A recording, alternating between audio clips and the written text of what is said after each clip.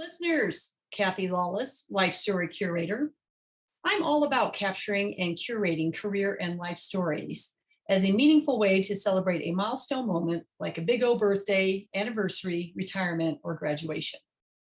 And I'm at my best when curating photo books that move your memories from the basement or your phone or your computer to the coffee table, giving you and your family and friends access to these treasured memories for years to come. I also love curating and capturing life and career stories through this podcast series, How Did I Get Here? It's a series of interviews designed for people just starting out in their careers, people in transition, or possibly feeling stuck, and giving them access to the stories of people who have been there, done that, so that they might be inspired with some new ideas, or maybe just comforted knowing they're not alone, that everybody starts somewhere and everybody goes through times of transition and times when they feel stuck. Today, I'm very excited to welcome Marla Press to our interview. Welcome, Marla. Thank you so much, Kathy. I'm so grateful to be here. I love what you do because they say there's so many more people now than ever transitioning, reevaluating their life, reevaluating their careers. So this is so great that you are helping so many listeners with this. You know, you're right. And this is probably great timing for that, isn't it? There's so much kind of crazy and chaos. And yet also, I think people centering themselves on, well, wait a minute, with the craziness, what do I really want out of my career and my life? Exactly. Well, listeners, you're going to be in for a treat today because Marla is a transformational life coach. And so she's going to touch on so many elements and aspects of career and how we show up in life and present ourselves. So I'm very excited to get to that. Before we jump into today's interview, let's hear a word from our sponsor, Life Story Curator, a testimonial from one of their very happy clients. Oh my gosh, if you're considering hiring Kathy Lawless to do a book for you, you need to do it. My name is Ann DuPont, and I'm Chair Emeritus of a nonprofit that's been based in Denver called the Leadership Investment. And after 20 plus years of being in business, we decided we had to celebrate and commemorate all of the great work we'd done and the impact we'd had in the Denver community. So we hired Kathy Lawless and Life Story Curator to help us do exactly that. And I've got to tell you, the result has been simply outstanding. We went into it with a little bit of fear, thinking, is this going to be too much work? Can we really take this on? And Kathy just made it absolutely painless. She was fun. She was creative. She broke the work into bite-sized pieces that we could really take hold of and get done. And she just made it a lot of fun. We had a lot of laughter along the way. And the feedback from the members of our organization, from the staff, the community, the volunteers, has simply been outstanding. It has really done quite a remarkable job of capturing the essence of everything we achieved over 20 years. So if you're thinking about doing something like this for your organization, for your career, for your family, I would highly recommend it, and I would absolutely say that Kathy Lawless and Life Story Curator is the person for you. Marla, if you would, tell us where you grew up, what part of the country, or I guess what part of the world, and what your family dynamic was like, you know, where you are in the birth order, how many siblings, and how you think kind of that geographic location as well as your birth order shaped you as an adult. I know that's a lot of questions there, but I feel like you can talk about it in one story, so to speak. Absolutely. Yeah. So I grew up in the capital of Pennsylvania, which most people think of as Philadelphia, but it's Harrisburg, Pennsylvania, most famous for 3 Mile Island. But I didn't live there then, but it's a beautiful place. This fall makes me think of how beautiful the colors were, and there's a Susquehanna River going through it. So it was a beautiful place.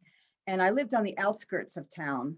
So it helped me to appreciate nature because I live near woods, and what they called mountains, here in Colorado, we'd call them hills. So I love climbing to the top of these hills and just looking out and seeing the world from that perspective.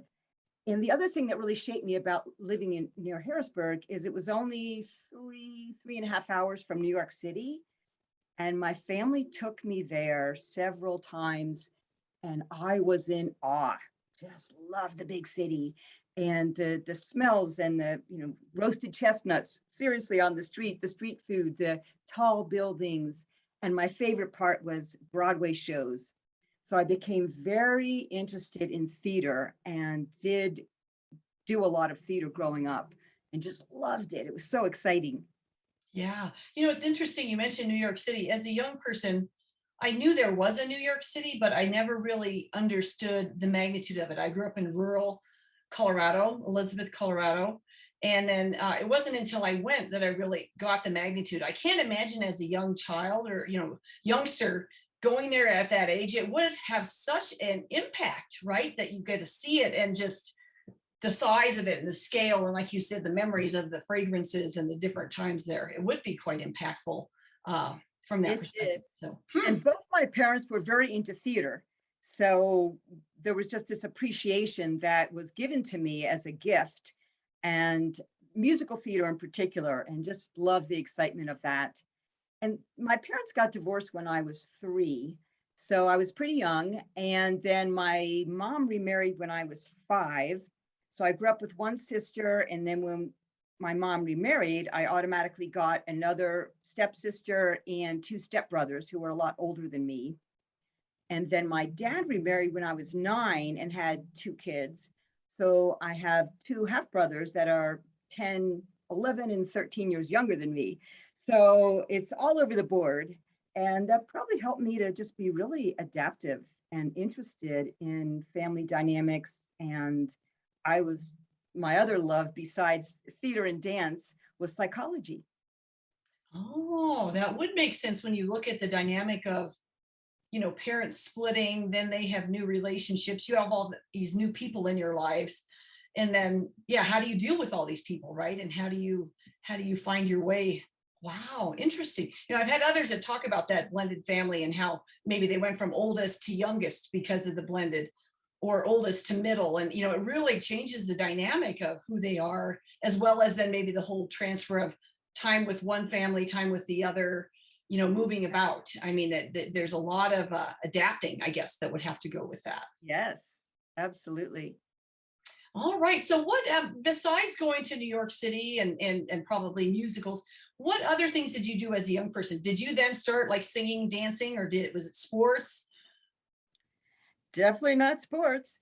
Uh, I have to say, there wasn't a lot of sports going on, but I love dancing. So at the age of 9, my mom would send us to camp, but there was a huge emphasis on theater and dance in that camp. And I started going when I was 9 years old and got into folk dancing, which I loved. And we would perform. It was a pretty large camp, and we'd perform in front of everyone out in the open in this theater in the round, which was so cool. I loved folk dancing, and then I also got involved with their musical plays. So the DNA from your parents kind of came out in you.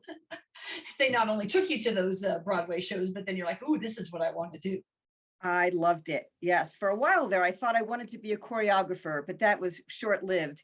But I did a lot of my own choreography, and I entered competitions and always won in the competition. So I thought, oh, this is really cool. I just love creativity in general. It's so exciting to create anything. Yes, love the arts, but I also love creative problem solving and creative writing, anything creative. It's creative. Well, and it's great. I think as a young person, when you have success in something that you're trying, that just breeds more success, right? And then you maybe want to practice more or experiment more or do more of it, right? And so because you were probably winning, that gave you a lot of confidence, as well as then probably the adult accolades and all of those other things, giving you the confidence to keep trying and doing and putting yourself out there. Wow, very cool. Yes. And what I realized too at a young age was that I was kind of different from average. My choreography wasn't like the Broadway show choreography. It was all this psychological, weird, dark stuff that I'd put into it, or I put magic into what I was doing. It was very unusual. So I was already combining that psychology with the creativity. Yeah, so not afraid, but it all sounds like not afraid to put yourself out there and be different, right? I would think in in that kind of dance, there's a certain routine that they expect, and then you were doing the unexpected. Yes. Yes. Oh, very cool. Okay. Well, we're going to shift gears a little bit here. Would you say you're an introvert or an extrovert or an ambivert? Yeah. So ambivert, supposedly they're pretty rare, and I might be an ambivert. I test as an introvert. I don't test in the middle. Definitely growing up, I was very introspective, very quiet actually. And, but I have changed into a very, I also love that New York City energy, as I was talking about, or I love being in a big group, going to a concert or any, even a party where people are really having fun. I love that energy. So I need both. I need that alone time. I have to have my downtime, but I also love people energy. So maybe I'm an ambivert. Well, I do put myself in that category because I do test in the middle of most things. I'm a middle child. And so I'm finding that so much of what I do is in the middle. But yeah, I used to, when I was in corporate, I was on the, I think I was more on the introverted side because I had so much access to people. I was almost overloaded, right? With all the meetings, and when you're in leadership roles and things like that, your time is not your own. But now that I'm this solopreneur, I'm drawn to, I need people, I need to get out, I need to go to that networking event. So yeah, it can be on both sides of the fence. Okay, so on the kind of down the similar path, on the fun meter, on a scale of 1 to 5, 1 being a couch potato and 5 being the life of the party, where would you put yourself? That one is hard to say because I don't know that I would call myself the life of the party, and I don't have a need or desire to be the center of attention, but I'm high on that fun meter. I got to have fun. And if a party is the energy or even a conversation is kind of going a little bit down in energy, boom, I want to pop it up and change the topic or start people dancing or do something to liven it up. Yeah, so maybe I'm a 4 or I'm not sure. I like that. So you would be the livener up of the party, not necessarily the go. life of the party. I like that. But you know, it is kind of, I guess I did make up that definition, right, as life of the party to define 5. But yeah, it does kind of go toward, are you the center of attention? And some people do want that, and others are like, no, I just want to be at the party, and it just needs to be a fun party. So Right. cool. Okay, same scale, 1 to 5, but this time on the risk meter. 1 being low risk taker, 5 being a high risk taker. Where do you put yourself? This is so interesting because with physical risk, I'm a 1, maybe 2. I don't like to fall. I don't like to risk hurting myself. I'm not, I didn't do sports. I did a lot of dance, but I didn't do any sports. So it's pretty low, but in a psychological guts kind of a way, I'm a 5. And I'd like to give you a couple examples if that's okay, because Yeah. there's so many and I think they're really interesting. And I hope that people can see that the beauty of being a risk taker. So I'd say the first thing I did was I graduated high school a year early and went to college. So all my friends are in high school. I didn't know anybody, but I couldn't wait to go study psychology and philosophy. So I went to college early, and between my junior year and senior year of college, I went to Europe and went to school in London for a couple of months.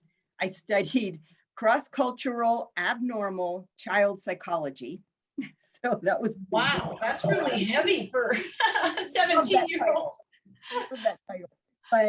But the adventurous part was not just going to school in London, not knowing anyone, but I traveled around Europe completely by myself for 2.5, 3 weeks after that. And I never once stayed in a hotel, had very little money to spend.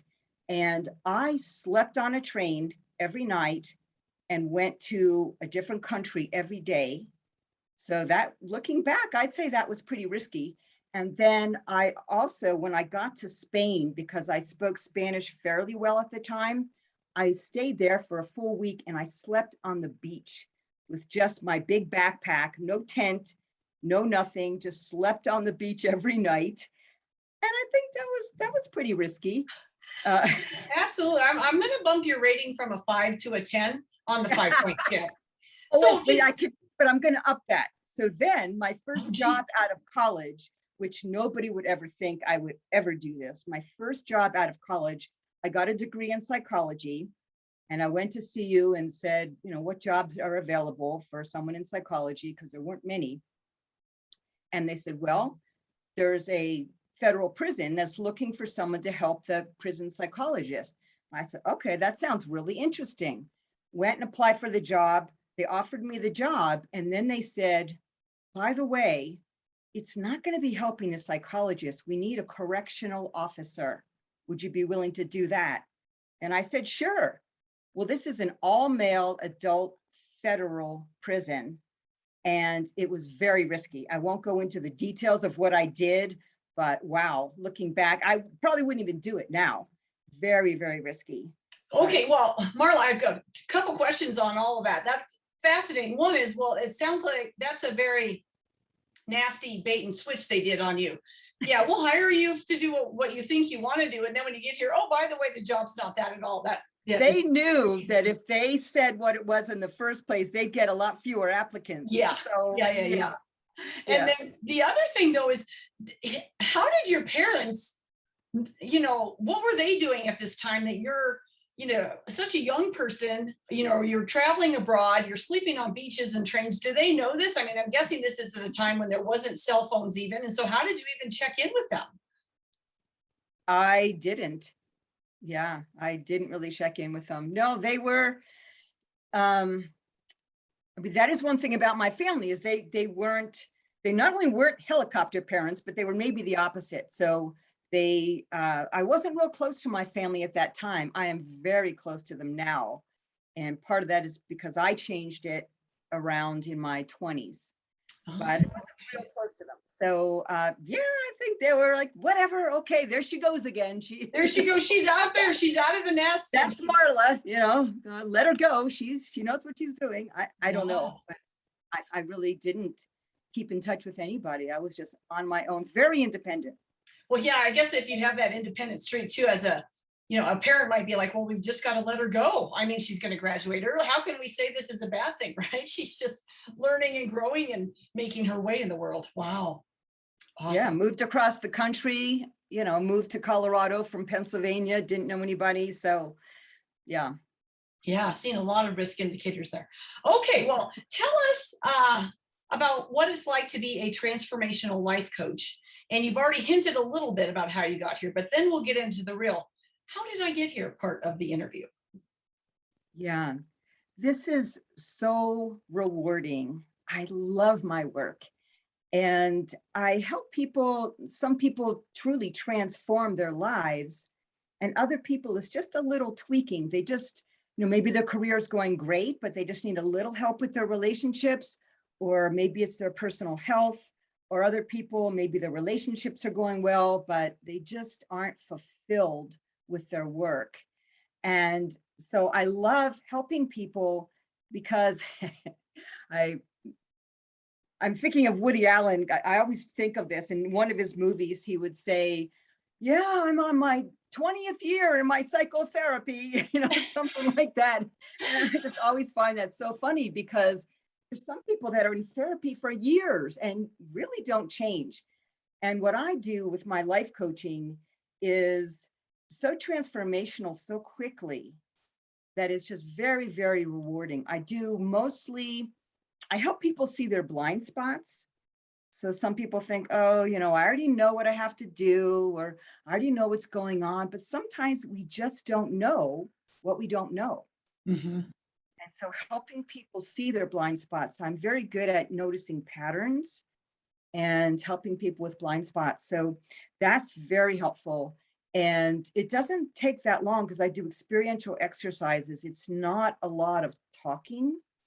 It's more embodiment, some energy work, but not some woo-woo energy work. It's more practical energy work, and it's so powerful. Wow, boy, I tell you, you just lit up when you were talking about all of that and how you can help people. And it is, it is true. If we don't know our blind spots, we just keep repeating the patterns, right? And or if we don't see the patterns, sometimes it takes someone else to see the pattern, or that you attend a program and all of a sudden the pattern hits you right square in the middle of the head, right? And you're like, whoa, that's me. Yeah. Or the next step, you see the pattern, but you don't know how to get out of it. Oh, that's enough. Yeah, good point. Yeah. So I help people through all of that. Yeah. And Well, yeah. and I'm assuming with your psychology degree, maybe as a young person, you kind of thought this is what you would get into. But when you were young and looking at your career aspirations, is this what you were thinking when you said, oh, I'm going to go into psychology? Is this what you wanted to be when you grew up?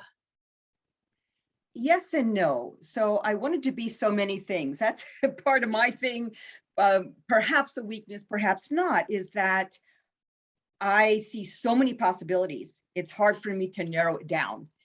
So yeah, so the choreography didn't last very long, but I wanted to be a writer from a very young age.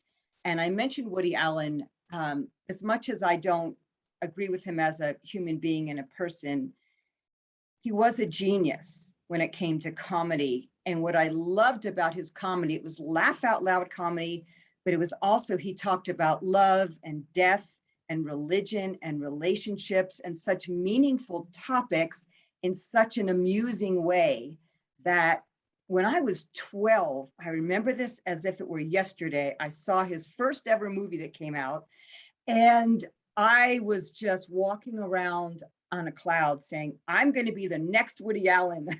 I'm going to write exactly like that, be really funny, really entertaining, but yet really meaningful subjects, because I was a deep person and I like to write.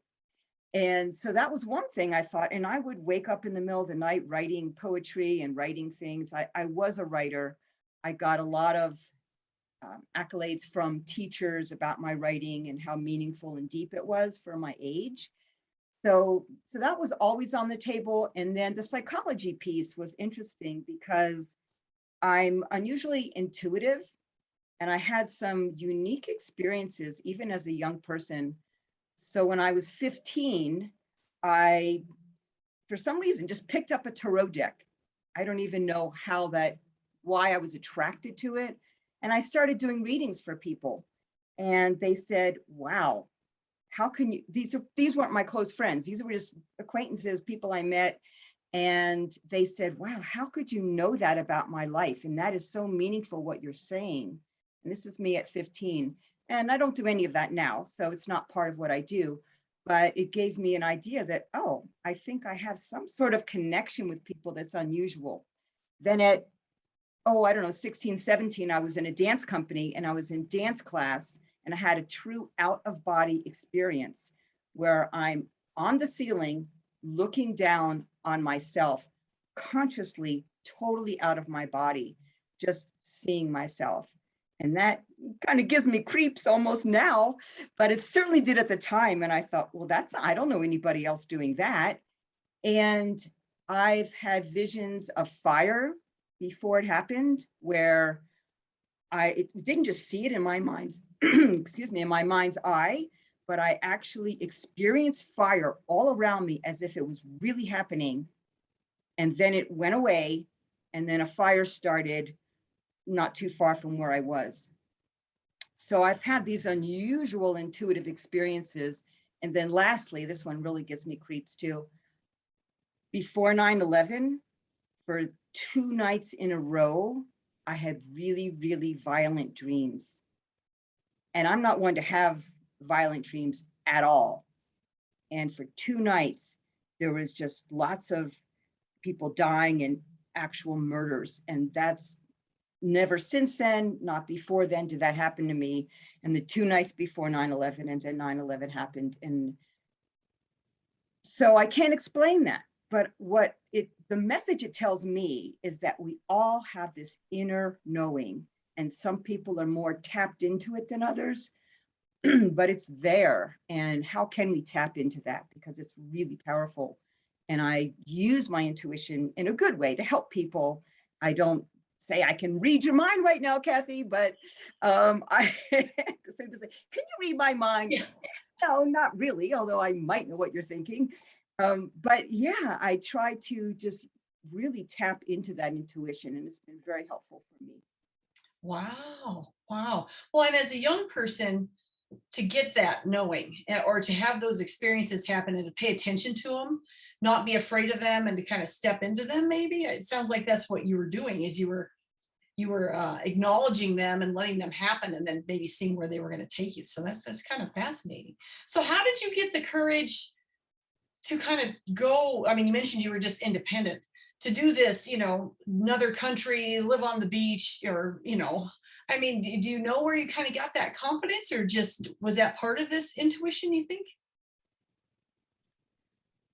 I don't know where I got it from. Um, it's funny because I have a certain confidence for some things. At the same time, I was not confident to live my full potential when I was younger.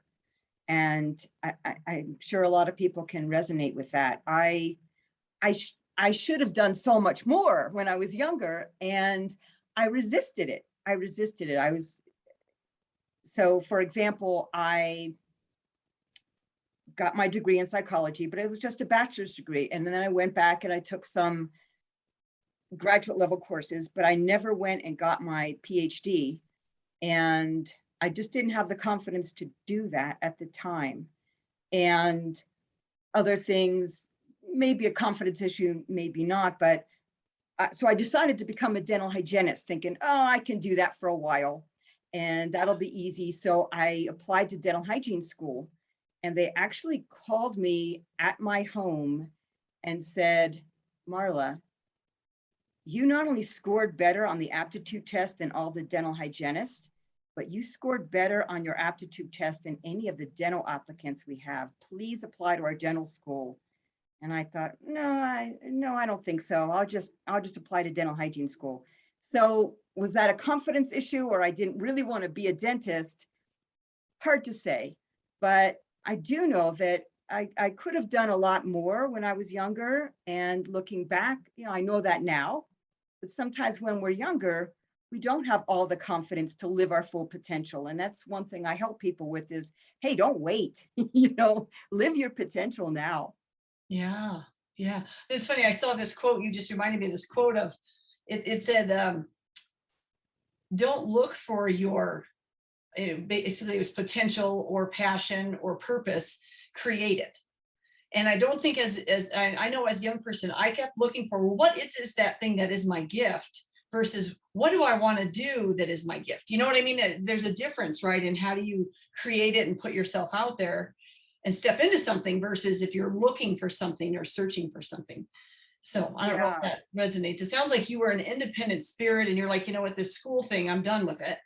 What else is there? I'm ready for the next step in my life, right? So you didn't really think about all the scary things that meant by being on your own and not having a place to live or sleep and all of those creature comforts that we take advantage of.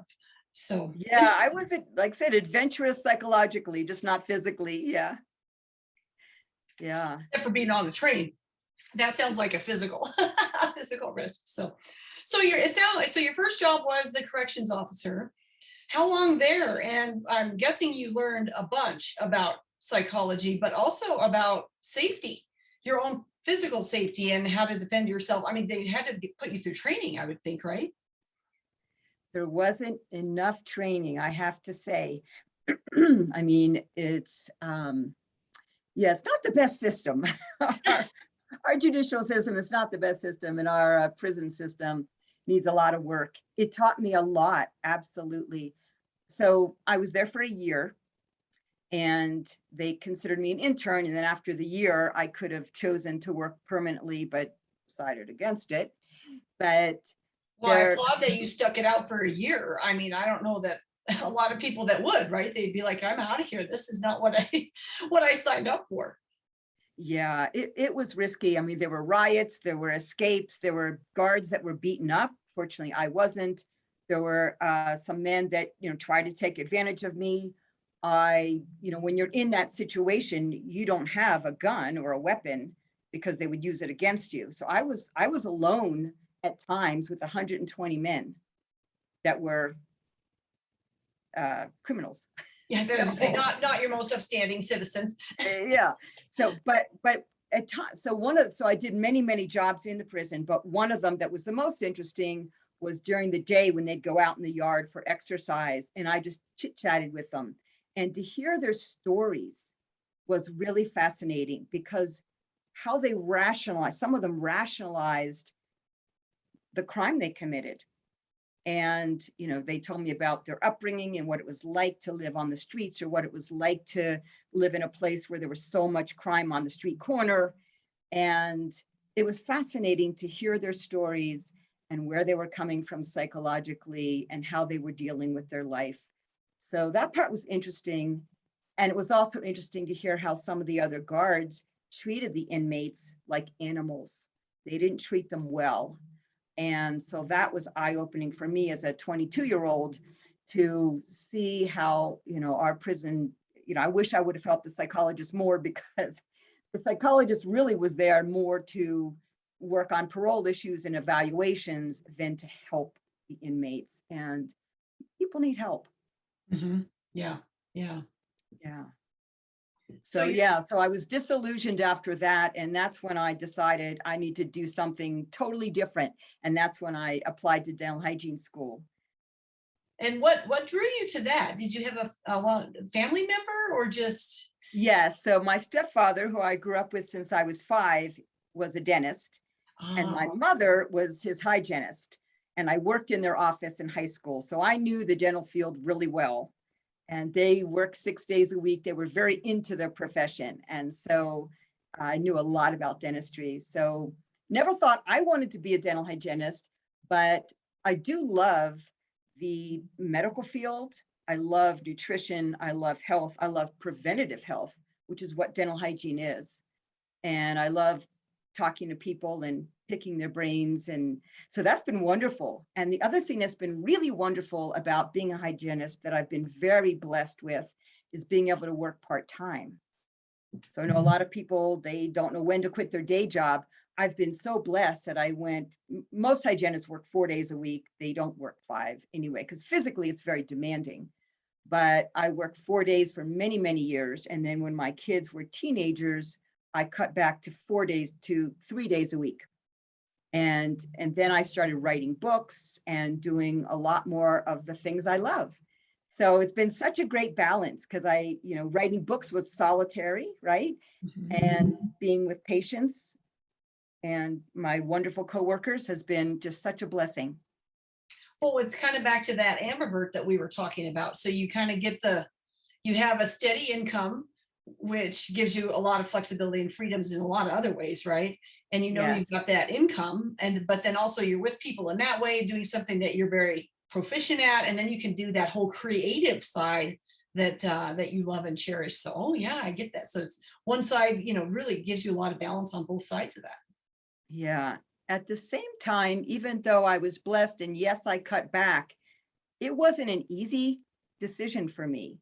And now I've cut back to 2 days a week. So, yes. So I've cut back gradually over time, but it hasn't been easy for me to say, okay, now I'm going to write books, or now I'm going to do all this training and become a life coach.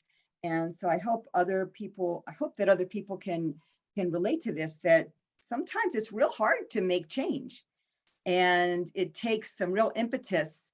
And I'm so grateful that I have made the change, because it's been so rewarding to do what I do. But it wasn't a quick and easy thing for me. Yeah.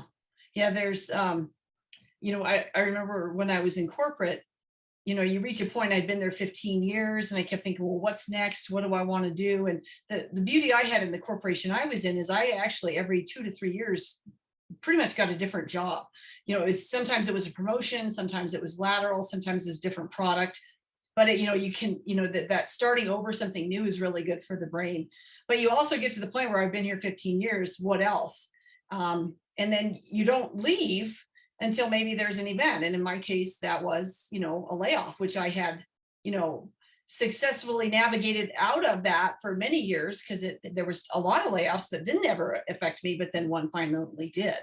But sometimes, like in your case, you had to make a conscious decision. Mine was somewhat conscious because I had a choice, to either take a different position or exit. And I chose the exit because it had been 20 years at that time. So you're right. Sometimes there's that, how do you take that leap of faith to start that thing on your own? In your case, you're doing both. In my case, I'm like, no, I'm ready for something else. So I took the package and I left. And then I'm like trying to find that same thing again and didn't, and then went into consulting and then ended up starting my own business. So it's kind of crazy how paths work. But it's, yeah, how do you make those decisions? That's what this podcast is about, is how do we dive into those situations so that other people can learn from what you're doing and go, oh, maybe if I do want to start my own thing and have that side gig, I don't have to quit my day job. I can keep doing both for a while. Or sometimes I know I need to just quit and take the leap of faith. Yes, and sometimes something has to knock us over the head for us to, Yes. to make a change, because for some people, they just stay in something and they're really unhappy. So for you, you were very successful and you were more or less happy in it, but you knew there was something more. For some people, they're really unhappy, and yet they stay in it because either they don't know how to make the change, or they're not sure of what they want, or just change is challenging and they need to be knocked over the head. So for me, it took a little knocking over the head for me to make some of these changes. And I did, I went to a seminar at one point that was a business seminar. And then they also were teaching something called the art of feminine presence. And that just spoke to me so much. So that was a little bit of a knock over the head, because I thought, oh my gosh, I love this work so much. I want to do it. And if it weren't for going to that seminar, maybe I'd still wouldn't be doing some of the things I'm doing now. So I had a little bit of a knock. Oh, okay. I like that. I like how you refer to it as a knock. But I want to go back to what you just said. You know what? It occurred to me, because this happens to me sometimes. I'll be talking with someone or I'll go to a program. I'm like, oh, that's really interesting. Could that be my thing? You know? And then sometimes I feel like I have to talk myself off the ledge, because it feels like so many things could be my thing. Do you feel like that happens to you? Or do you feel like, well, but in this case, you went to that one thing and then the one thing really spoke to you? Yes, as I was saying earlier, I have a lot of interests, and Mhm. narrowing it down is a challenge for me. So yeah, I see a lot of potential. I see a lot of things I could do. So there was the writing, there was writing fiction, writing nonfiction, writing movies, there's the life coaching, there's this art of feminine presence. I was very interested in gender diversity and inclusion for a while, and thought, oh, maybe I should help businesses with that, because that I'm very passionate about gender issues and inclusion and race and tolerance. And so, yeah, narrowing myself down is definitely a challenge. Okay, Yes, well, I have to go, okay, what? I have to tell myself, maybe you can even do it all, but not all at the same time. And so I'm going to pick what feels most relevant right now, which was the life coaching. And then I also teach classes. So I'm not doing a lot of writing right now, but that's okay. I'm going to get back to it, because I'm going to live to be over 100. So I got lots of time to do all these things.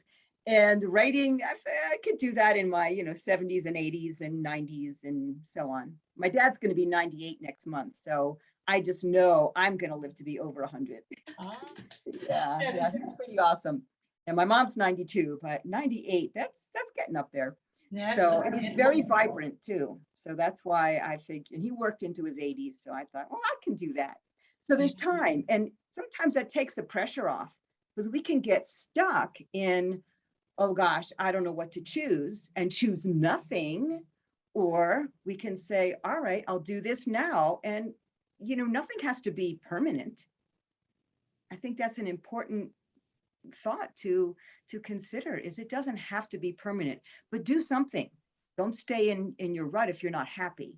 Yeah. It's funny. I've got nieces and nephews of that age of just starting out, which is part of why I started the podcast.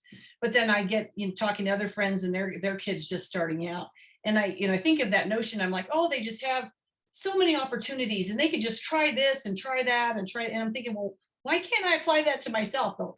Even though I'm in my 50s, I could do the same thing. I could try this. But you're right. I put that criteria on well, whatever I try, obviously I need to be really good at. And if I put myself out there, then I want it to be the thing. And, yeah, you're right. I don't know. I don't know if that's an age thing, or maybe even young people do that too, that they talk themselves out of things because it's you're not sure. And then all of a sudden you think, well, I should be sure. And then you're trying to make yourself sure. And I don't know, there's all kinds of mind Right. stories we can tell ourselves, right? We tell ourselves so many stories, and that really keeps us stuck. But yeah, age is a big factor.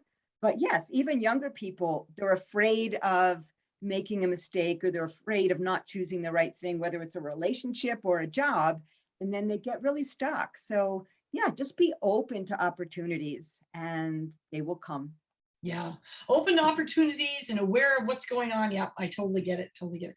Well, Marla, I could keep chatting with you all afternoon. I've got all these questions about your Oh, can coaching. we?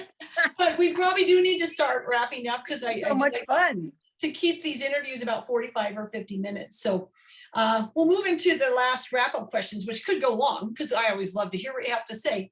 So tell us, if you would, what you think has served you best. So when you look back at your career and your life in general, what do you think served you best? Was it a habit, a discipline, a strength, maybe? Yeah, I mean, there's been a few.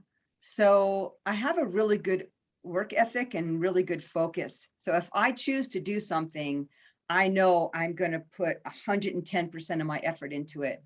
And that has served me really well, because the things I've chosen to accomplish, I have.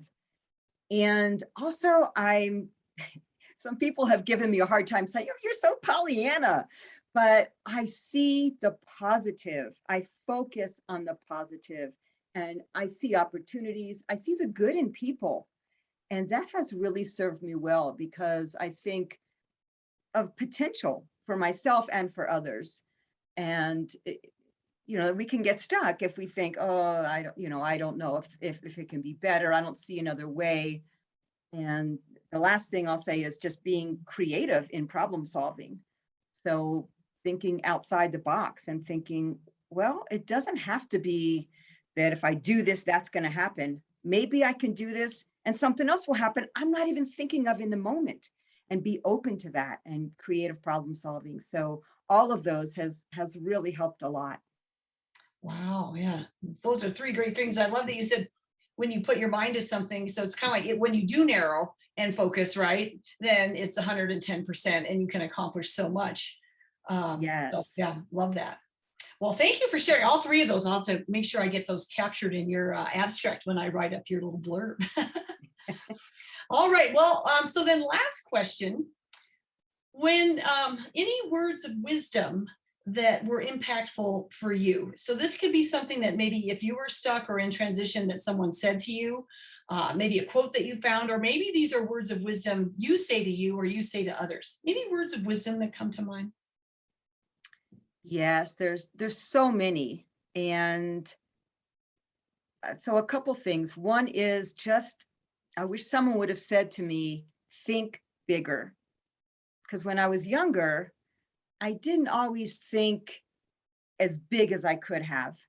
And that's really important, because if you can imagine it, you can create it. And the other thing that has been really helpful that I've heard recently is, I love this, everything is up for grabs.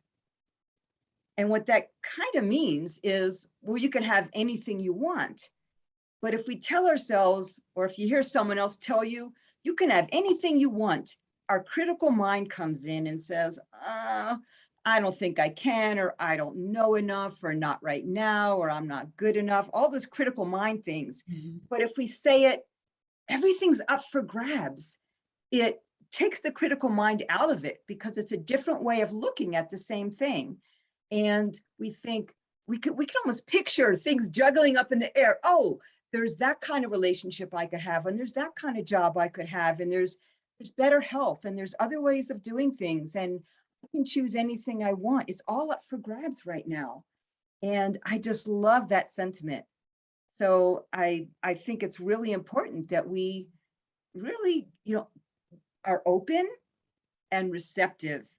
So there's opportunities out there left and right all over the place. But if we're not open and receptive to them and believe that everything's up for grabs, then it's more challenging.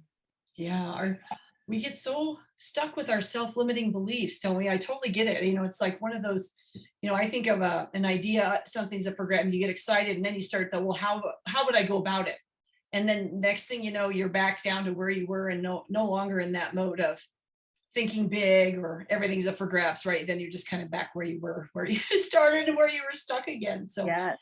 So one of the things I do is help people stay in the desire and get the critical mind out of it. Doesn't matter how you would accomplish something, but if you can hold on to the energetic charge of being in your desire, it will happen. Yeah. Well, your positivity is contagious. I just love this. I love how you stay in that shift. So I could see if you're working with a client, how, you gotta shift them out of that place they're in, right? And into that new place, which isn't about the how and, and the what and the negativity. It's about everything's up for grabs and think big. I love that think big. I gotta tell you, that is not something that was in my vocabulary. I'm not, I always kind of prided myself on, I'm the voice of reason, probably the pragmatist, that I was the operational mindset in the room. Well, how are we going to do this idea, right? Versus just jumping on the idea and going for it. I was like, how are we going to do it? Yes, I can so relate to that because I'm very analytical, and I used to be very in my head. And a huge thing of what I teach people and what I learned so well from the art of feminine presence in particular was how to be in your body more and in your whole self more versus in all the stuff in your head, all the to-do lists and the worries and the what happens next and what happened before and how that relates to now. And you get so stuck in this mind chatter that it can be stifling. Yeah, mind chatter. Get out of that is so valuable. Yeah. I've done a lot of work to tame the mind chatter, to dial it down, turn down the volume, and to reprogram it, right? And how do I change the mind chatter to be a positive? Well, first to be neutral, then to be positive, because to go all the way from negative to positive was its own mind chatter. Didn't seem possible. But yeah, so it does take work, and I think it takes someone to get you out of that. And I've done, I guess it would be therapy, coaching, classes, books, just a bunch of different aspects of that. And I'm saying all that stuff now just to help listeners on that. Sometimes it's not just one thing that can get you out of it. Many times it takes more than one thing, but maybe if you have someone like Marla, it can speed up the process. And that's what I think we're all looking for, right? Is let's get rid of the chatter faster and more permanently. And like you do, transform your life versus just maybe turn it a notch, one degree to the left or whatever. So. Yeah, I'm so glad you said that because we all need coaches. We need business coaches, we need life coaches, we need, it takes a village, it takes a community. So to help see your blind spots and just to, give you a different perspective. And so I'm so glad that you said that because, yeah, I need coaches. Everybody needs coaches. Yeah. Well, you look at, professional athletes all have coaches. Why don't, and then a lot of professional business people, I think the trend is more and more coaches recognizing you need coaches, but you also sometimes need downtime like professional athletes do. I mean, it's there's a physical element that can't be 100% on all the time, but yet I think in business, we tend to be on that side of the world, right? We just have to be on. And it's like, well, wait a minute, maybe we need some downtime here, some time to train and practice and then be on in the game. So. Well, Marla, it has been fascinating. Thank you so much for sharing your story today. And it's so interesting. And I should say, not just sharing your story, but sharing your positivity and your perspective on all this. I think that also brings a different energy to today's interview. So thank you. Thank you.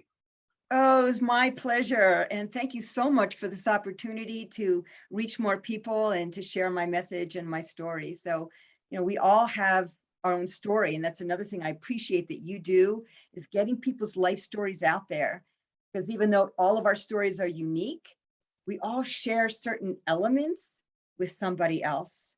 And to hear, oh yeah, that I can relate to. Maybe you don't relate to the whole story, but there's always something that also happened to you. And it's so beautiful. So thank you for all the work that you do.